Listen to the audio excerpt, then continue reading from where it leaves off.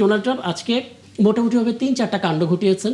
নেতানিয়াহুর সাথে ডোনাল্ড ট্রাম্পের একটা নীতিগত মত পার্থক্য এখানে পরিষ্কারভাবে দেখা যাচ্ছে। তিনি একটা পৃথিবীতে মার্কিন যুক্তরাষ্ট্র হচ্ছে সুপার পাওয়ার, জি। সে পরাজিত হয়েছে। আমি আপনার কাছে জানতে চাই, ডোনাল্ড ট্রাম্প আজকে মোটামুটিভাবে ৩-৪টা কাণ্ড ঘটিয়েছেন। পেন্টাগন থেকে প্রেস বক্সের সামনে থেকে সাংবাদিকের প্রবেশাধিকার নিষেধাজ্ঞা জারি করে দিয়েছেন, কোনো সাংবাদিক এখন পেন্টাগনে ঢুকতে পারবেন না। দ্বিতীয় বিষয়, তিনি নেতানিয়াহুকে উন্মাদ এবং অকৃতজ্ঞ বলেছেন। এবং তৃতীয় বিষয়ে তিনি আবার আগামী সপ্তাহের মধ্যে ইরানের সাথে চুক্তি হয়ে যাবে এই আশাবাদও ব্যক্ত করেছেন। একটু বলবেন আসলে নেতানিয়াহুর সঙ্গে তার এই টানাপোড়েনটা কেন শুরু হলো, প্রেক্ষাপটটা কি? অনেকে বলছেন আসলে এটা একটা নাটক, একটু ন্যারেটিভটা চেঞ্জ করার একটা চেষ্টা। আপনি কি দেখছেন? জি, ধন্যবাদ আপনাকে। আচ্ছা, নেতানিয়াহুর সাথে ডোনাল্ড ট্রাম্পের যে কথোপকথনের সংবাদটা আমরা পাচ্ছি, জি। সেখানে যে বিষয়টা আমরা দেখতে পেলাম তাতে কমপ্লিটলি কতগুলো বিষয়ে নীতিগতভাবে নেতানিয়াহুর সাথে ডোনাল্ড ট্রাম্পের একটা নীতিগত মত পার্থক্য এখানে পরিষ্কারভাবে দেখা যাচ্ছে। এর কারণটা একটা, যে যে বৈশ্বিক যে ইহুদি লবির কথা আমরা বলি, যেটা মার্কিন যুক্তরাষ্ট্রে অনেক অনেক শক্তিশালী, সেই ইহুদি লবির দ্বারা ব্যাপকভাবে প্রভাবিত হয়ে ট্রাম্প যে ইরান যুদ্ধে জড়িয়েছেন, এই জিনিসটা এখান থেকে প্রমাণিত হয়েছে। এবং এটা হচ্ছে একটা দিক। আর আরেকটা দিক হচ্ছে যে আহ বিশ্বের রাষ্ট্রগুলো এখন ইন্টারন্যাশনাল বিজনেসে, এমন ইন্টারন্যাশনাল ট্রেডে, ইন্টারন্যাশনাল রিলেশনসে এমন ভাবে সম্পৃক্ত হয়েছে যে আসলে যুদ্ধ আসলে আগের মতো দীর্ঘকাল কন্টিনিউ চালিয়ে নেওয়া, এটা আমেরিকার মতো রাষ্ট্রের পক্ষে অত্যন্ত কঠিন। কারণ ইউরোপের দিক থেকে বলেন, এশিয়ার দিক থেকে বলেন, জি। মার্কিন মিত্র রাষ্ট্রগুলোর দিক থেকে বলেন, প্রত্যেকটা দিক থেকে মার্কিন যুক্তরাষ্ট্রের উপর এক ধরনের ব্যাপক চাপ তৈরি হয়েছে। এটার প্রমাণটা হচ্ছে সম্প্রতি মার্কিন একজন ফেমাস আন্তর্জাতিক রাজনীতির বিশ্লেষক জন মিয়ার শেইমার, তিনি কিন্তু আজকে এই বিষয়টা কন্টিনিউয়াস কয়েকদিন থেকে তিনি ব্যাখ্যা করে যাচ্ছেন। তিনি কিন্তু সম্প্রতি বলেছেন যে মার্কিন যুক্তরাষ্ট্র, বিশেষ করে ডোনাল্ড ট্রাম্প ব্যাপক চাপের মধ্যে রয়েছেন এই যুদ্ধ। সুতরাং এই যুদ্ধটা যে চালিয়ে নেওয়া ট্রাম্পের জন্য অনেক কঠিন হয়ে যাচ্ছে বৈশ্বিক চাপের কারণে। আর অন্যদিকে ইসরায়েলের অবস্থানটা হচ্ছে যে এই যুদ্ধকে চালিয়ে নিতে হবে। ট্রাম্প এই দুই চাপের মাঝখানে ট্রাম্প পড়ে গেছেন। এবং সবকিছু মিলে এই চাপের মধ্য থেকেই ট্রাম্পের সাথে যে নেতানিয়াহুর যে ফোন আলাপটা আমরা শুনতে পেলাম, ফোন আলাপের যে সংক্ষেপটা আমরা জানতে পারলাম, এটা হচ্ছে এই চাপেরই একটা অংশ। তাতে বোঝা যাচ্ছে যে মার্কিন যুক্তরাষ্ট্র আসলে প্রকৃতপক্ষে চাচ্ছেন না এই যুদ্ধটা কন্টিনিউ করুক। এবং তার সামনে সংকট হচ্ছে একদিকে তার স্ট্যাটাস কুও মেনটেন করা। স্ট্যাটাস কুও বলতে বোঝানো হচ্ছে যে তিনি একটা পৃথিবীতে, মার্কিন যুক্তরাষ্ট্র হচ্ছে সুপার পাওয়ার, জি। সে পরাজিত হয়েছে বা কোন রাষ্ট্রের কাছে যে ছোট হয়েছে, এমনটা বৈশ্বিকভাবে প্রচারিত হওয়া মানে ট্রাম্পের হেজিমনি জন্য টিকে বা রাখার জন্য মার্কিন আর কি। যুক্তরাষ্ট্রের জন্য একটা জি। Matter of Prestige. তো সব দিক থেকে ট্রাম্প একটা এই ধরনের একটা চাপের মুখে রয়েছে।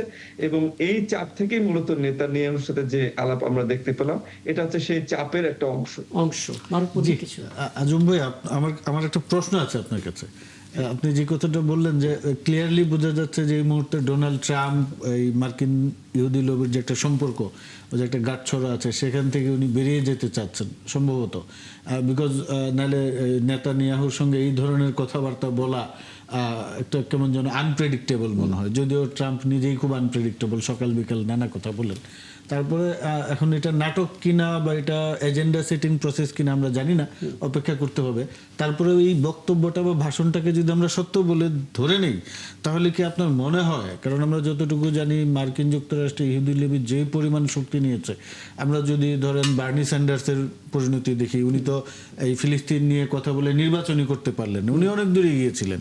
কিন্তু ওই ফিলিস্তিন গাজা নিয়ে মন্তব্য করার পরে দেখা গেছে উনি কাউন্টিগুলিতে সমানে হেরে যাচ্ছেন এবং উনি নির্বাচনই করতে পারলেন। ইভেন জেরেমি করবিনকে দেখেছি আমরা ব্রিটেনে, উনি সংহতি জানালেন গাজার প্রতি, নির্বাচন, এখন তো রাজনৈতিক কেরিয়ার দেখেন উনি লেবার পার্টিতেই নেই, বাইরে চলে গেছে।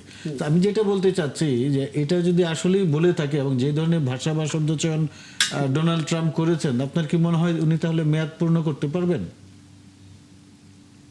আচ্ছা, হ্যাঁ, আমি তো সেটা আগেই বললাম যে আপনার যে ইহুদি লবি যেটা মার্কিন যুক্তরাষ্ট্রে, এটা অনেক বেশি শক্তিশালী। জি। এবং ট্রাম্প এখানে মেয়াদ পূর্ণ করতে পারবেন কি পারবেন না সেই প্রশ্নটা হচ্ছে সবচেয়ে গুরুত্বপূর্ণটা হচ্ছে তিনি এই চাপের ফাঁদে তিনি কিন্তু পড়েছেন এবং এটার একটা ফলাফল একটা রেজাল্ট কিন্তু অবশ্যই আছে। কারণ এবং সম্প্রতি একটা সিএনএন জিনিস, একটা জরিপ করেছে, আপনার যদি চোখে পড়ে ইসরায়েলের থাকে সিকিউরিটির সিএনএন এর জরিপটাতে দেখা যাচ্ছে, সিএনএন এর জরিপটাতে দেখা যাচ্ছে যে মার্কিন যুক্তরাষ্ট্রে ইসরায়েলের যে জনপ্রিয়তা সাধারণ মানুষের মধ্যে, এই জনপ্রিয়তাটা 79% কমে গেছে। এটি একটি দিক।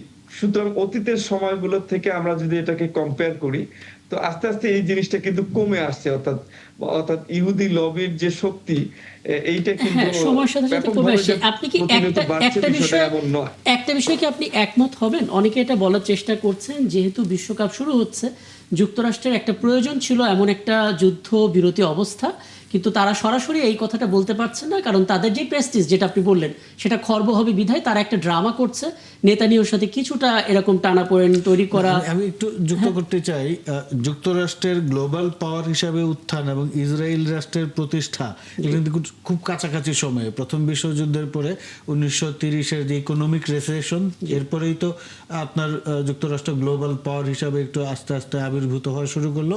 দ্বিতীয় বিশ্বযুদ্ধে যেটার একটা মানে প্রতিফলন আমরা দেখেছি, এবং সেই দ্বিতীয় বিশ্বযুদ্ধের পরপরই কিন্তু ইসরায়েল রাষ্ট্রের প্রতিষ্ঠা। তাইলে পরে বলা যায় যে ইসরায়েল এবং যুক্তরাষ্ট্র প্যারালালি উত্থান ঘটেছে, এবং ইসরায়েলের সিকিউরিটির জন্য একটা শক্তিশালী যুক্তরাষ্ট্রের যদি অস্তিত্ব পৃথিবীতে না থাকে গ্লোবাল পাওয়ার হিসেবে, ইসরায়েলের সিকিউরিটি কিন্তু খুব ঝুঁকির মুখে পড়ে যাবে।